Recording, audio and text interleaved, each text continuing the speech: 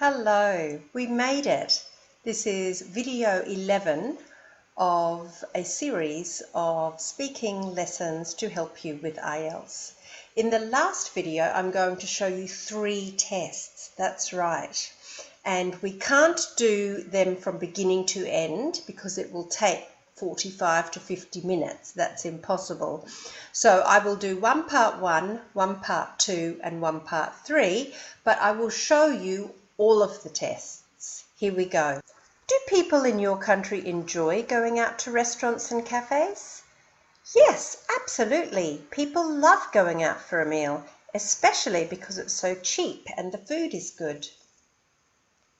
Do chefs or other people in the food industry become famous in your country? Why or why not? No, not really. I think it's a bit silly that chefs become famous. I think my mum can cook better than most of them. And question 3. Is it normal for people to invite others to their home for a meal?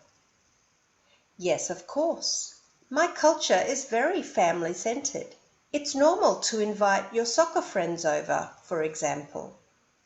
Now that first question was yes, of course. But what if your answer is no? Here is a second answer. No, not at all. Our apartments and kitchens are too small and eating out is so cheap. So that was test 1, part 1, some examples. Then imagine that the examiner gives you this card. Describe a group activity that you've participated in. You should say what you did, who you did it with, what you achieved, and what made this experience so memorable. Here is a model answer. The student has chosen to talk about a tour group activity when they visited an amazing place. And here is the amazing place in France. But I will let you read this one by yourself. So remember, the examiner asked about a group activity. What might the part 3 questions be? We've been talking about going out with others instead of staying home alone. What type of people like to stay at home? I like staying at home. I guess shy people would rather be at home than go out where it's crowded and noisy. Or people who are stressed or a bit sad. And then there are people who have limits on their lifestyle. They could have a baby or some disability that makes it harder for them to go out. Now, I won't do all of these. I'll just show you some more examples. What reasons do people have for not socializing these days? So you have to give reasons. Can you see? Technology or cities are more dangerous. Do you think it's easier to make friends nowadays compared to when your own parents were young? So you have to compare present and past. Let me think about that. And again, this one I will let you study and practice by yourself. Now let's move on to test 2, part 1. Do you like getting up early? Did you get up early as a child? What type of people like getting up early? And in this answer, the student laughs first. Weird people. No, just kidding. Very natural English. Question 3. How does it affect your household if one likes to get up early but the others do not? And of course, the examiner will ask a couple more questions because part 1 goes for 4 to 5 minutes. But these are just some examples. So that was test 2, part 1. Here is test 2, part 2. Describe a time when things didn't go to plan. You should say what happened. Tell the story. Who was involved? How you overcame this situation? And what you would do differently next time. So I'm going to slow down now and model for you this answer. Notice everything should be in the past except for the ending. Are you ready? A time when something didn't go to plan. I'd like to talk about an exam situation. It was awful. I was in my first year at university and unfortunately I had read the exam timetable all wrong. It was my mistake, but it was an honest mistake. I was working really hard at the time in my part-time job as a waiter and trying to study as well. Anyway, I turned up to Psych 102 a day late. When I showed my student card, the lady at the desk said that I wasn't on her list. And I said, "That's impossible. I was in this class all semester." Anyway, she was really helpful and checked for me and found that my exam was at exactly the same time but the day before. I freaked out. My heart was beating really fast and I was so worried that I would fail the course. The exam lady contacted my lecturer, who emailed me within 2 hours to plan an alternative exam sitting. Unfortunately, I had to wait until the summer semester students did the exam, but that was okay. I finished the course 6 weeks after everyone else in my class, but at least I didn't fail. As for what I do next time, well, hopefully there won't be a next time, because I'll check and double check the timetable and know for sure when the exam is on. Okay, I said we'd slow down. Let's look at the way the student answers. Introduce the situation first. I'd like to talk about. Then tell what happened. Tell the story. So through this section you can see all past simple and some past continuous.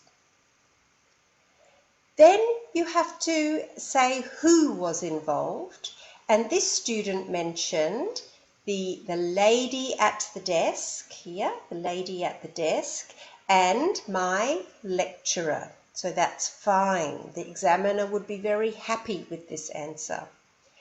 Then you had to describe how you overcame the situation. And similarly, you said you did the exam later, using good linking words like unfortunately I had to, but at least. And the final thing was, what would you do differently next time? And the student introduces this excellently. As for what I'd do next time, well, hopefully, and look at the tense change. There won't be, and because I will check. So the student shows the examiner they can use all different verb tenses. This is test 2, part 2. What type of questions will the examiner ask in part 3? The examiner will say, "We've been talking about schedules. Now let's talk about people and their relationship to time. How important is it to be punctual?" There is a model answer. You can pause the video if you want. What factors affect a person's level of punctuality? Again, you can pause the video if you want. Should workers be punished for being late? To what extent? And there is a short, punchy answer. To be honest, if their lateness affects the company's productivity or makes it harder for other workers, then yes, absolutely. Answer the examiner's question clearly. So we finished test 1 and 2. What about test 3? Here are some other typical questions the examiner might ask in part 1 about sports. Take your time and look at them by yourself. Here is a typical part 2 card. Describe a time when you were first introduced to sport. Name the sport, describe your involvement, how long you've been involved, and whether this sport has affected your life in the long term. And then remember, you have to speak for 1 to 2 minutes. Here is another model. I can remember the first time I ever saw tennis on the TV. So the student introduces tennis and gives an example event. Remember, the examiner wanted to know how involved you became. And look at the students. I could only watch it on TV late at night, early in the morning. I became so passionate that my family all thought I was crazy. So the student is describing his or her involvement. Then the next one was how long you have been involved. So the IELTS student explains as a child, as a teenager, etc. And then if or whether the sport is still affecting you. And this IELTS student says, and I still watch it on TV. It doesn't affect my life so much because it's impossible to do by yourself. You can't play tennis by yourself. But look at this. It's still a dream of mine to go to London one day. Fingers crossed. Do you know this expression in English? Fingers crossed. Yeah, I guess it's still affecting me. Now I'm going fast, but you can pause, you can go back and read it carefully by yourself. What about part 3? Remember, part 2 was about a sport, so this will affect the topic in part 3. We've been talking about sport. Now let's talk about physical activity in general. Would you say physical health is important for the majority of people? Model answer: of course. I would say it's the most important thing in your life. You can't do anything without health. You can't enjoy your family or your work. Traveling would be much harder too.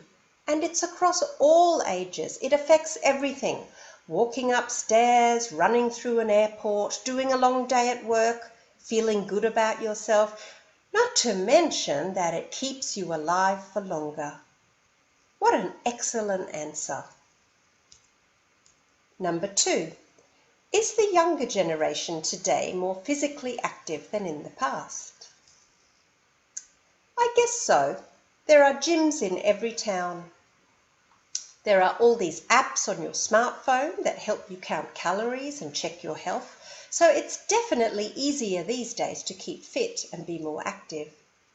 However, in the past, people did more manual work and had to walk further to get places.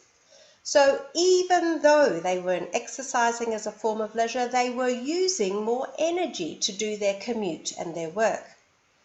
But in general, I believe that young people are more health conscious and fit than in my parents' generation. You should definitely practice that answer again. What are the benefits of team sports over individual pursuits like jogging?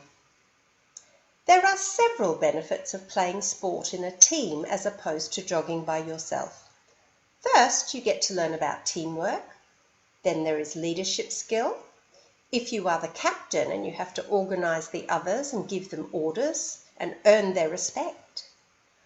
Also, you might stay more motivated because there is the element of competition. But if you go hiking or skiing alone, you only have yourself to stay motivated, and that could be more difficult for many people. In this lesson, I have shown you examples from 3 different tests. I can't practice all of it with you. We'll be here all day and all night.